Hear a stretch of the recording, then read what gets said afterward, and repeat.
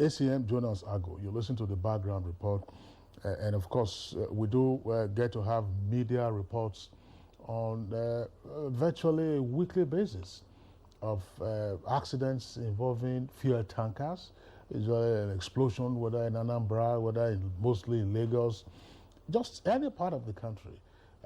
So, what is it that the FRSC has put together in terms of accounts relating to incidents involving fuel tankers? In other words, how worrisome is this problem? Well, let me say that as a nation, we are all worried, and FRSC as the agency charged with that mandate, working with other partners, is of course worried. Worried because if you put into context all that has happened the last couple of years, between 2016 to 2019, we recorded about 1,333 crashes that were related to tankers. Last year, the first half of last year, we recorded over 200 crashes that were related to tankers. And if you break down these crashes, I want to first put a tripod. The tripod is the absence of an intermodal transport system that is fully developed. So what you get is the pressure being piled on the road. That is number one. If we had it developed, the pressure on the road would be reduced, because then you can talk about the rail, you can talk about pipelines, you can talk about other modes of transportation. So that's number one point I want to make.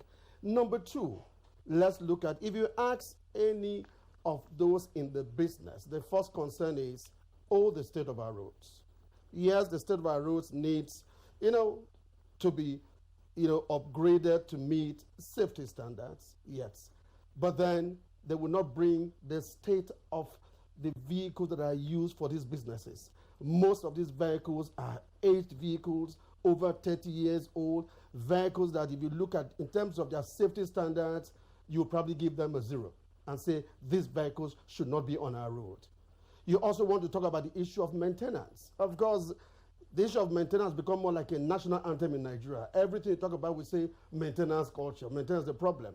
But then you want to ask the question, if you're in a sector, you know that it's not just about your profit, but also issue of life. Should you be talking about maintenance being an issue?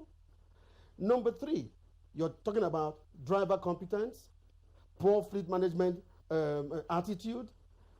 These are some of the issues. Now, when I come to the issue of the state of the vehicles, you mentioned and said, look, listen to the report and you're talking about spillages.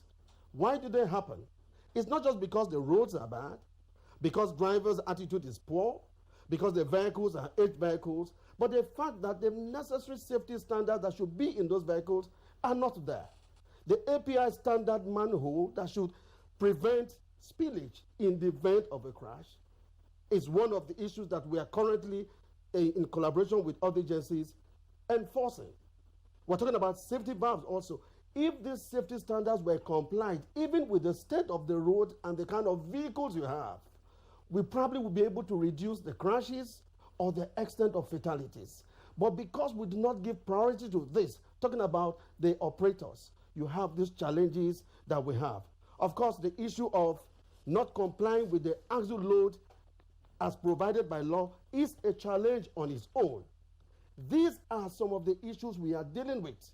Now, you can break down further driver attitude and talk about the issue of overspeeding by drivers, reckless driving, drivers feeling that, look, because it's an articulated vehicle, so I am the king of the road. I can swerve and move you off the road without caring about your own safety. You can talk about lack of rest by drivers, issue of fatigue. You have cases where it's a fatigue-related crash. You can go on and break down these issues as some of the problems that are responsible for these crashes that we record on a daily basis in our country. Assistant Corps Marshal,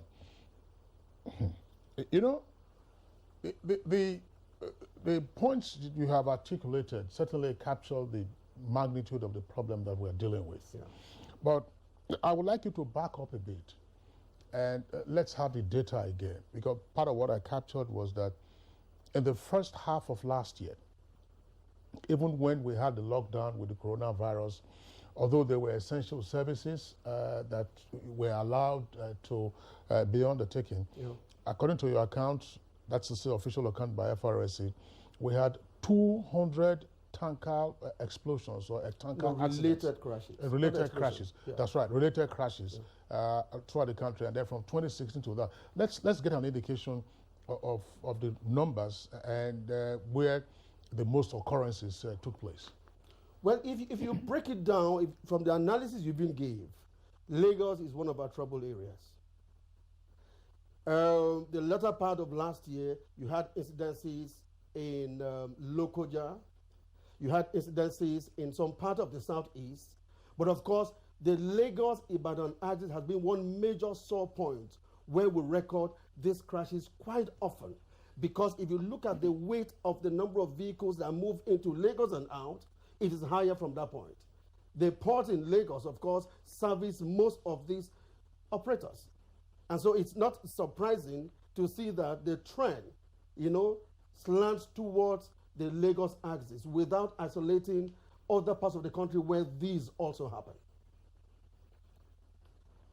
Well, and Kingsley just asked for, the statistics and can you give us the number of deaths so far from this accident? I don't have the number of deaths.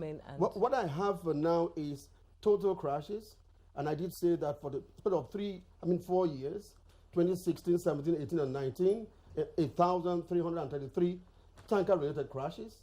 And for the first half of 2020, we had 241 tanker-related crashes.